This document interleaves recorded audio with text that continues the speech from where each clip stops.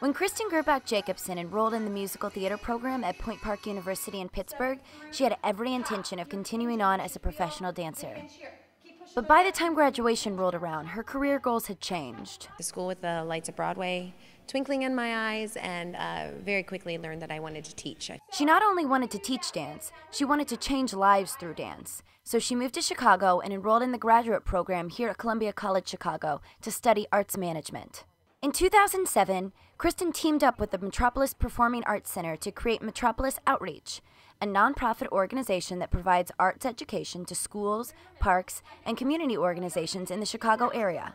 Under Kristen's management, the program has reached over 5,000 participants with 42 partners in just 2 years. But Kristen says running an $80,000 nonprofit organization isn't the half of it. I teach all over the city. Right now I teach on Mondays, Tuesdays, and Saturday mornings at Metropolis. I teach on Wednesday and Friday mornings at St. Scholastica, which is a Metropolis Outreach partner.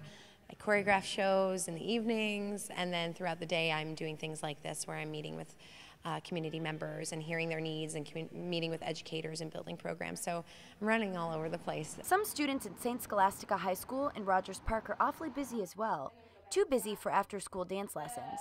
So Kristen developed a before-school dance troupe that allows girls to dance every Friday morning without interfering with their busy schedules. To find out it was in the morning was really good because I can do mornings, but after school is crazy. This is our only dance opportunity in this school, so by doing this outreach program, I'm able to dance again, and it's fun. With high school, it's kind of been hectic, so I haven't really had time, so having dance troupe here at school, it makes it so much easier because I don't have to commute. Nidra says the class not only fits into her schedule, but it makes her a better student.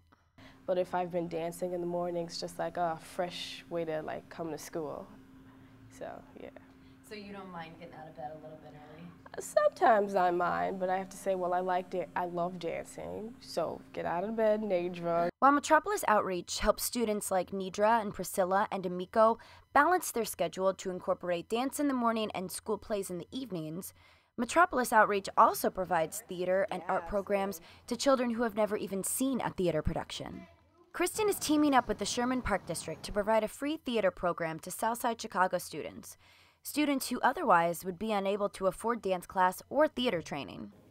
I'm here at the Sherman Park Fieldhouse on the very stage that Chicago Southside students will have the opportunity to perform on this upcoming June through the help of Metropolis Outreach. But this won't be your average musical theater experience. Students will have the opportunity to create their own show based on their personal experiences with drugs, violence, peer pressure, and any other issues they may face in this community.